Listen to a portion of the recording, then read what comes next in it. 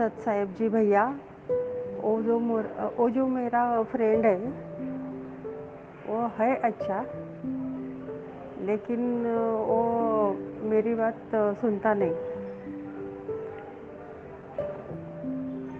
वो बोलते हैं कि हम घर जैसे रहते हैं, तो इसमें क्या दिक्कत है। हमारा जो नाता है वो नाते से, हमने बस सिर्फ शादी नहीं की, इतना ही प्रॉब्लम है। बंदी छोड़ सतगुरु रामपाल जी महाराज जी की जय हो।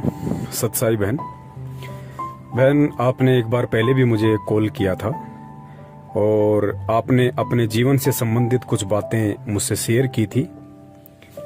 पहले आपकी शादी हो चुकी थी, बच्चे भी हैं आपके, और उसके बाद आपके पति का देहांत हो गया।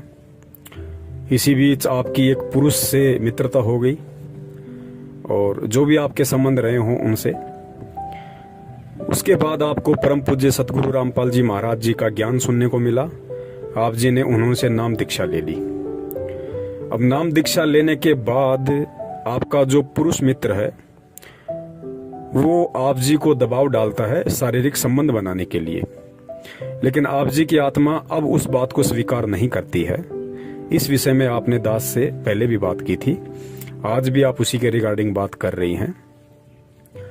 तो देखिए बहन, हम परम पूज्य सतगुरु रामपाल जी महाराज जी की भक्ति कर रहे हैं, हम उनके भगत हैं। और इस भक्ति मार्ग में जब तक आत्मा पतिव्रता धर्म को प्राप्त नहीं करेगी तब तक वो आत्मा अपने पति को अर्थात अपने परमेश्वर को नहीं भाएगी, अच्छी नहीं लगती।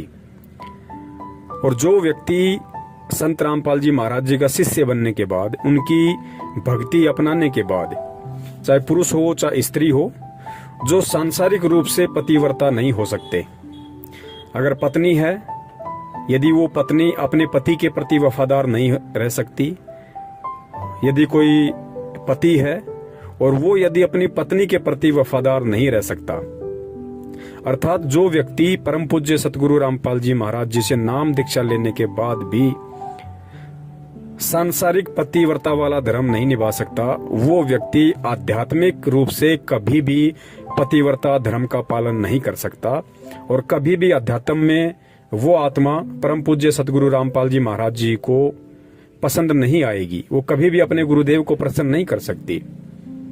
और कहते हैं, जिन बातों से गुरु दुख पावे तिन बातों को दूर भगावे। आपकी जिन भी, चाहे वो सांसारिक हो चाहे आध्यात्मिक हो, किसी भी प्रकार के वो कर्म कुकर्म हो जो आपके गुरुदेव को पसंद नहीं है, यदि फिर भी आप उनको करते हो तो आपका गुरु आपसे कभी भी खुश नहीं होगा, कभी भी प्रसन्न नहीं होगा। तो बहन, आपने अपने पुरुष मित्र को ये बात अच्छे से समझा देनी चाहिए और उन्हें बता देना चाहिए कि गलतियां सबसे होती हैं जब तक अनजान थे। अज्ञानता में चाहे पुरुष हो चाहे स्त्री हो, लाख गलतियां कर देते हैं। मुझ पवन दास की भी नाम दीक्षा लेने से पहले यही स्थिति थी, ऐसी कोई बड़ी बात नहीं है बहन। मैं कभी भी अपने अवगुणों को छुपाता नहीं हूं। मेरी शादी हो गई थी, शादी होने के बाद भी मैंने अनेकों औरतों से मित्रता की। आप जी समझ सकती हैं, मित्रता होने के बाद खाली वो मित्रता तक ही सीमित नहीं रहती है बात। तो बहन, गलतियां किससे नहीं होती।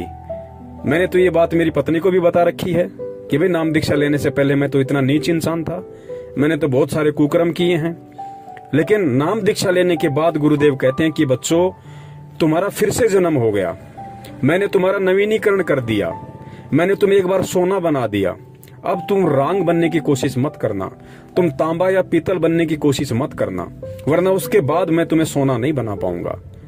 तो बहन, मैं कितना कुकर्मी इंसान था, मैं कितना गलत था, ये सारी बातें मैंने अपनी पत्नी को भी, अपनी भक्तमती को मैंने बता रखी हैं। और आज हमारे को एक दूसरे के ऊपर जो विश्वास है वो पहले नहीं था बहन। तो गलतियां सबसे होती हैं बहन, लेकिन भगवान मिल गया, भगवान ने हमें जानकारी करवा दी, हमें ज्ञान दे दिया, हमें इस मानव जन्म का जो लक्ष्य है, जो टारगेट है, हमें वो बतला दिया, हमें उस दिशा की तरफ आगे बढ़ने के लिए एक रास्ता दे दिया, इशारा दे दिया। अब बहन हमने उन पुराने कुकर्मों में नहीं धंसना है। अब यदि हम वो गलती करेंगे, क्योंकि परमेश्वर ने नाम दीक्षा देते ही ये वचन दे दिया कि बेटा धीरे धीरे धीरे धीरे मैं तेरे सारे वो कुकर्म, तेरे सारे अपराध, तेरे सारे पाप कर्म क्षमा कर दूंगा। जैसी तू भक्ति करेगा उस हिसाब से मैं धीरे धीरे तेरे पिछले इतिहास के सारे कुकर्म के जो काले पन्ने हैं मैं उनको साफ कर दूंगा, बशर्ते तू ये नाम दीक्षा लेने के बाद, ये ज्ञान लेने के बाद आगे किसी भी प्रकार का वो कुकर्म ना करे। तो बहन हम ऐसी गलती अब क्यों करेंगे? जो कर्म हमारे प्रयत्नों से असंख्यों जन्म नहीं कट सकते थे, वो पाप कर्म परमात्मा ने नाम दीक्षा देते ही हमें आश्वासन दे दिया, विश्वास दिला दिया कि बेटा धीरे धीरे करके मैं तेरे सारे पाप कर्मों को काट दूंगा। अब तू आगे अपनी भक्ति कर और मेरी मर्यादाओं में रह। तो बहन अब नाम दीक्षा लेने के बाद में पहले यदि कोई बहन थी और यदि उसका किसी पुरुष से संबंध था तो आगे उसने उस संबंध को बिल्कुल समाप्त कर देना चाहिए। और यदि कोई पुरुष था, उसका यदि किसी स्त्री से कोई संबंध था तो उसको अब वो संबंध बिल्कुल समाप्त कर देना चाहिए। उन्हें समझा देना चाहिए अच्छे से, प्यार से, और एक भाई बहन का रिश्ता कायम कर लेना चाहिए। अगर सामने वाला समझदार होगा तो उस चीज को एक्सेप्ट कर लेगा। अगर नहीं करता है तो हमने उसका किसी भी क्रिया में, उसका किसी भी बात में, किसी भी प्रकार से कोई भी समर्थन नहीं करना है। और अगर ज्यादा जोर जबरदस्ती करता है तो उसके लिए आप जी कानून का सहारा ले सकती हैं। तो अब हम सतगुरु की शरण में हैं और सतगुरु की शरण में आने के बाद में अब हमने बिल्कुल भी गंदगी में पांव नहीं देना है। तभी हमारा परमात्मा प्रसन्न होगा, तभी हम इस भक्ति मार्ग में कुछ हासिल कर पाएंगे, कुछ प्राप्त कर पाएंगे। तो बहन हमें बहुत सोच समझ के एक एक कदम हमने फूक फूक के इस भक्ति मार्ग पे अब रखना होगा। और जाने अनजाने में यदि मन में ऐसा कोई दोष उत्पन्न हो जाता है, ऐसे कोई भाव आ जाते हैं, क्योंकि हम काल के लोक में रहते हैं, पांचों विकार यहाँ सबके अंदर हैं। और गुरुदेव कहते हैं कि बच्चों ये पांचों विकार कभी भी नष्ट नहीं होंगे, ये डाइल्यूट हो जाएंगे, निष्क्रिय हो जाएंगे, वो भी ये भक्ति करते रहने से। तो ऐसा यदि किसी विकार के दबाव के चलते मन में ऐसे कोई दोष आ जाते हैं तो उसके लिए हम जो भी जाने अनजाने की गलती होती है हम परमात्मा से क्षमा याचना करें और आगे से कोशिश करें कि दोबारा से हमारे अंदर वो भाव ना उत्पन्न हो। तो बहन अब आपने किसी भी प्रकार से आपके पुरुष मित्र को सहयोग नहीं करना है, आप उन्हें अच्छे से समझा दीजिएगा। अगर वो समझते हैं तो अच्छी बात है, अगर नहीं समझते हैं तो आप उनसे अपना बिल्कुल रिश्ता समाप्त कर लीजिएगा। अब यदि आपका कोई मित्र है, आपका कोई भाई है, आपका कोई पति है, आपका कोई रिश्तेदार है, आपका कोई परमेश्वर है असली मायने में, तो वो आपका गुरु है, आपका सतगुरु है। और यदि उसके बाद भी वो नहीं मानते हैं, आपको किसी भी प्रकार से दबाव देते हैं, फोर्स करते हैं, डराने की कोशिश करते हैं, तो बहन आप निर्भय होके और अपने गुरु पे विश्वास रख के आप जी कानून का सहारा ले सकती हैं। और उन्हें बता दीजिएगा कि आइंदा ना मुझे फोन करें, ना मुझसे मिलने की कोशिश करें। तो जरूर परमात्मा हमारे साथ में है, क्योंकि बहन जब हम परमेश्वर के आश्रित होकर और किसी भी प्रकार की जो गंदी सोच है, गंदी इच्छाएं हैं, कुकर्म हैं, जब हम उनको त्यागने की सोच लेते हैं तो परमात्मा उसी क्षण हमारे साथ हो जाता है।